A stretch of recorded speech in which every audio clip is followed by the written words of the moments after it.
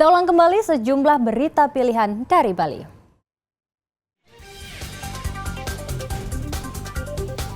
Harga cabai mahal, pedagang di pasar tradisional Bangli membuat paket hemat.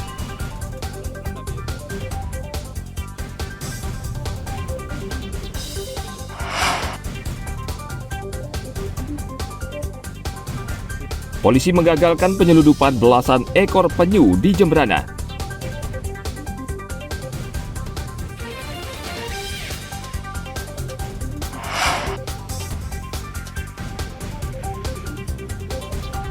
Berwisata ke air terjun Yeh Bulan yang asri dan sejuk di Tembuku, Bangli.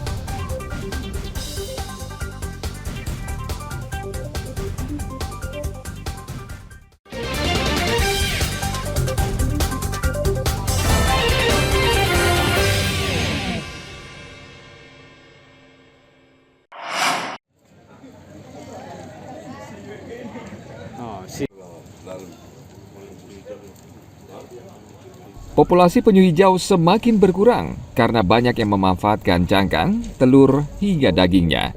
Hari Minggu lalu, Polres Jemberana menyelamatkan 19 ekor penyu hijau yang akan diseludupkan dari Pelabuhan Gilimanuk.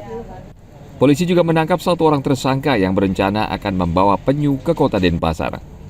Petugas membuntuti tersangka dari Desa Baluk, Jemberana, hingga ke Gilimanuk. Saat ini seluruh penyu dalam perawatan dokter hewan, serta terus dalam pantauan BKSDA Jemberana. Jadi kita kemarin pukul 1 pagi kita mengamankan 19 penyu yang dilindungi.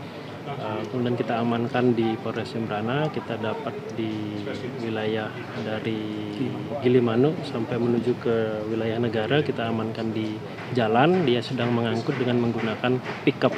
Jadi setelah kita cek, kita menemukan 19 penyu yang dia akan bawa ke Denpasar. Ini informasi awal. Untuk prosesnya masih kita dalami dari pelaku tersebut. Ada satu orang yang kita amankan, tapi kita masih mendalami modus dan motif daripada kejadian ini. Terutama sangat salut ya dengan keberhasilan Polres Jemberana. Sekali lagi untuk mengamankan penyu yang memang kita lihat pertama keadaan secara fisik sehat, tetapi mereka dalam keadaan sangat stres. Mereka sudah lama di luar dari laut, sangat kondisinya kering. Jadi ya yang kami lakukan di lokasi berusaha untuk memberikan ya first aid ya, pertolongan pertama biar mereka minimal bisa kembali ke laut secepatnya. Sudah dicek dokternya, tim dokter medis, sudah diambil sampel darah, dicek USG sebentar lagi, dan juga dicek DNA karena yang ingin diketahui juga asal usulnya penyu. Secara umum sih kalau kita melihat mereka sangat menderita akibat perdagangan ini.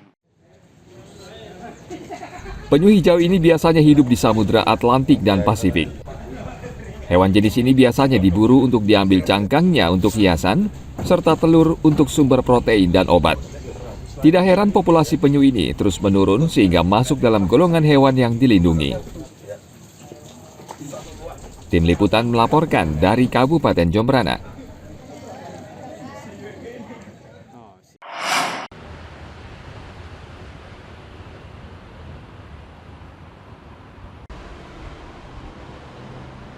Kejaksaan Tinggi akhirnya menetapkan satu orang tersangka dari 5 orang yang diperiksa dalam kasus pungutan liar di jalur pemeriksaan cepat atau fast track di Bandara I Gusti Ngurah Rai.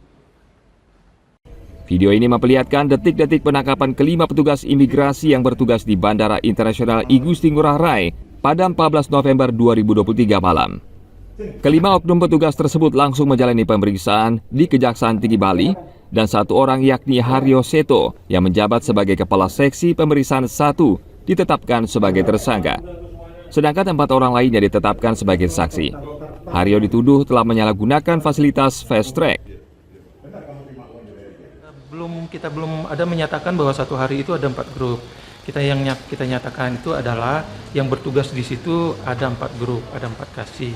Nah, pada saat kita dapatkan kemarin adalah kebetulan itu grup A. Nah, yang kita tetap telusuri adalah apakah di grupnya yang lain, di timnya yang lain juga melakukan ada kegiatan yang sama. Nah, itu nanti penyidik tentunya akan mengembangkan hal itu.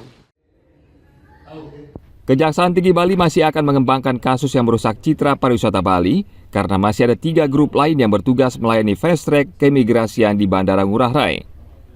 Kejaksaan telah menyita uang tunai senilai 100 juta rupiah, sejumlah dokumen, DVR, 5 telepon seluler, dan buku saku pemeriksaan keimigrasian. Jalur fast track merupakan jalur cepat pemeriksaan penumpang yang dikhususkan untuk wanita hamil, lansia, disabilitas, dan penumpang khusus. Layanan ini gratis, namun oleh tersangka justru dipungut biaya. Tim Liputan melaporkan dari Kota Denpasar.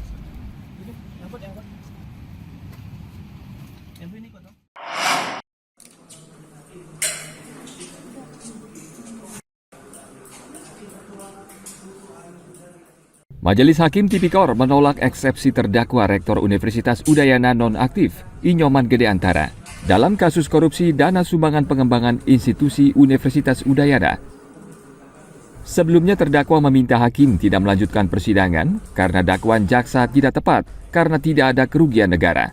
Sebaliknya hakim menilai dakwaan jaksa sudah benar dan disusun sesuai dengan ketentuan perundang-undangan.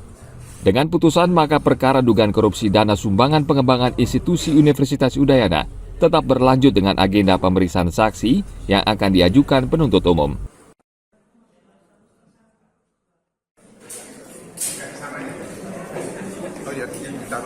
Prof, siap untuk sidang selanjutnya, Profesor? Ya, kita ikuti aja prosedur. Kita hormati prosedur. Ya. Artinya siap juga akan menghadirkan saksi-saksi. Ya, mudah-mudahan sudah diatur oleh penasihat hukum sehingga persidangan salah. Terkait penangguhan penahanan, pihak sedang mengatur ya penangguhan penahanan. Inyoman Gede Antara terjerat kasus dugaan korupsi uang sumbangan penerimaan institusi yang merugikan negara hingga 335 miliar rupiah. Saat itu terdakwa sebagai ketua panitia penerimaan mahasiswa baru jalur mandiri tahun 2018 hingga 2020. Tim Liputan melaporkan dari Kota Denpasar.